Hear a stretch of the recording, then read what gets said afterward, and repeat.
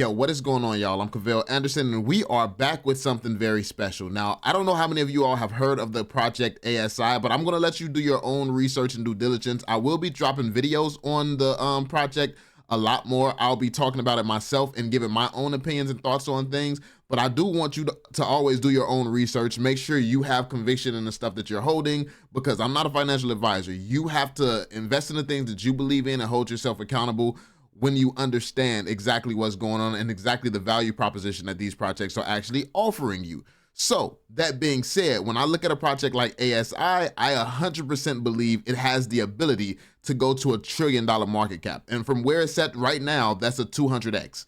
And that's, I feel like it's almost a no-brainer. Like it's almost a no-brainer, bro. Like that's literally how I look at it. So that being said, we're finna listen to the chairman actually speak about what's going on with the merger, speak about what's been happening with it. And when you hear him speaking, when you understand the mindset of these projects, I feel like you'll understand why I say it's an investment capable of doing this, because we are in an age right now where everybody is, oh, meme coin this, XRP is blowing up, let me go buy some XRP, let's go. It's like everybody's chasing the newest shiny object. The things that have value are going to have value. The things that's good to invest in is good to invest in.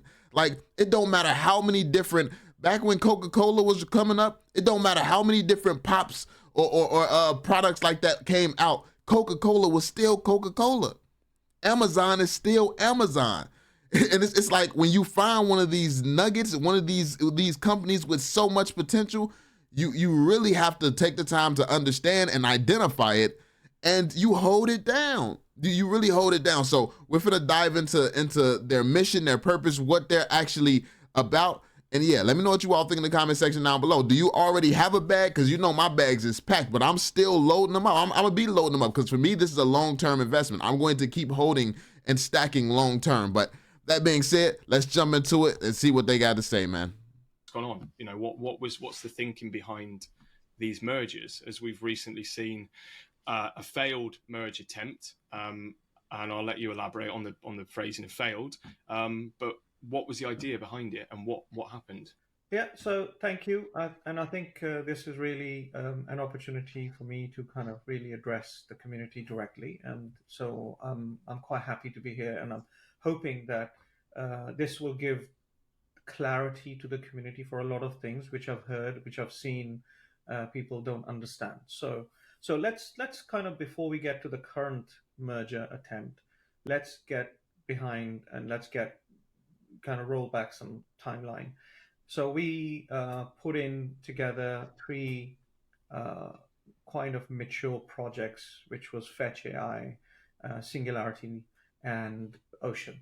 And what was the reasoning and what was the thought behind it? So if you look at what's happening in the Web3 space, and I'm going to park the bull run, the hype, the talk about going to the moon and all of that aside, but let's look at it very logically and look at what's been happening. What's been happening is crypto market was stalling. It is stalling still. I think, in my opinion, the use cases are missing. The utility, the true utility of things are missing. This right here, if you don't understand what's being said right now, he's showing you all the difference between their project and the rest of the space. Right now, we have these freaking, I don't want to say troll projects, but these projects that have no real longevity. They have no real long-term use cases. There's no reason for these to be popular. And the only reason that they're hot right now is because communities rally around them pretty easily. That's pretty much all they have going for them, is the fact that people will rally behind it. They're focusing on utility. What does something do? Why is it valuable? Why is it going to become even more valuable? Like, what is the reason that someone will hold this? And I don't think a lot of projects do that these days. Crypto is actually known for none of them actually delivering the majority of what they're promising and what they're saying that they're gonna do. So yeah, it's a clear difference here. So I like the fact that he's speaking on that already. We have BTC, we have Ethereum, which has true utility. We have the DeFi space, but anything after that, which we keep trying to throw around and keep testing, has been struggling. AI is a technology which I believed, along with all the ASI Alliance members, is really got the opportunity to actually change that. You can actually bring true utility to Web3 using AI. So what we did was we looked at three projects who were mature. The teams were good. We felt that we had a very complementary communities. We had complementary technologies. What the thought process behind that was two-pronged. One, we actually create this tech stack which people can use, but also what is quite interesting and what is quite important is you have two sides. You have a supply side and you have a demand side. Yeah. So you need to build those two sides if you want traction or utility, true utility. If you look around in the whole crypto space, what you'll see is uh, one project will tend to build a component of this and would probably, if successful, would get both supply side and demand side. But if not successful, they will sit on either supply side or demand side, and they would struggle to kind of put the two together. So the premise behind mergers is in this, I mean, the Web3 tokenomic merger and the tech merger, is to actually not have the conventional merge problems, bringing the team together too closely, kind of getting the finances together too closely. So leave that aside, just build the ecosystem. So if you now think about it, you have three ecosystems, even if they were equal, some was more, some was less, and they were complementary. They were not overlapping too much. I mean, if you look at the first three merge entities, our overlap was around 6%. So 6% of people held, for example, FET token, Ocean token, AGIX token, or one or the other. So only 6%. So now, if you think about it, if you think about the token holders now holding, let's say, the ASI token, which is the FET token, that's trebled in the first instance. So now all the token holders, so now you've just kind of added and built this huge community. Now, with community comes interaction, with community comes either supply side or demand side. In this case, let's just say we have a community. So it depends, in tokenomics terms, community is valuable, right? So what we've just done is we've actually added those three communities. Now, what does that actually mean? So if you think about how many projects have these big communities, they're limited in number, right? So you kind of start from that point and you put these communities together. Then you look at the tech stack. You have multiple various tech stacks and you have multiple tokens. So if you want to use one or the other, you have to kind of integrate with each other. You have to go through the bridges, which is a risk, which is all of that. What we are looking at is building a tech stack which actually is loosely integrated, so it actually runs together. So you have a customer who wants to build a solution, it can use the whole tech stack. You know, AI doesn't just work on data. AI doesn't just work on models. AI works on, doesn't just work on user interface. It works on all those things. So how do you go about in Web3 space and actually do a kind of a combined joint integration? It makes it very, very difficult. So you actually put all these technologies together, and that was really the premise of this whole merger, which we initiated, and that went well, right? So we got all those three. But what we didn't have is, if I just kind of give you an overview, we had the data layer, we had the algorithms, which was so that the data was Ocean, Singularity was the algorithms, and the application layer was Fetch AI, which is the agentic network. I'll keep them light, where we can, when we have our next interviews, we can go more deeper into the products.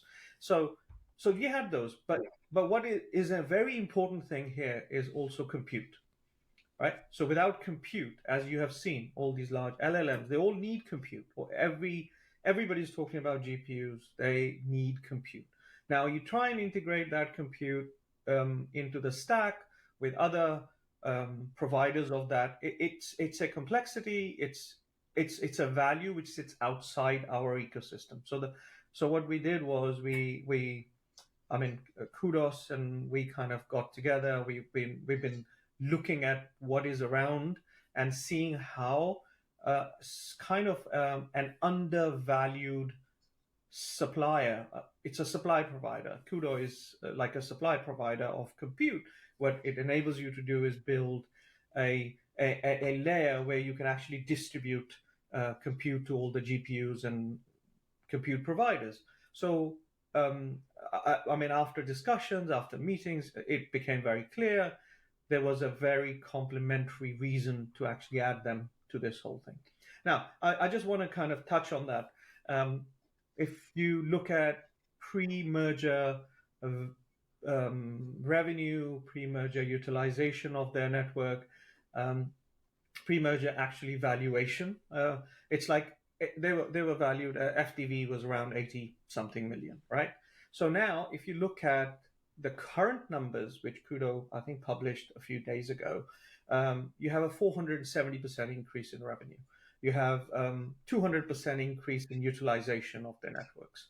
So the reason for that is because when you add this to these communities, the utilization, and actually look at the ecosystem projects which will use that same product, you just trebled it, you quadrupled it, which they didn't have that reach. So an equivalent, if you look at those numbers in equivalent terms, kudos compared to its industry kind of competition is valued at 80 million, and some of them are valued at 2, 3, 4, and 5 billion.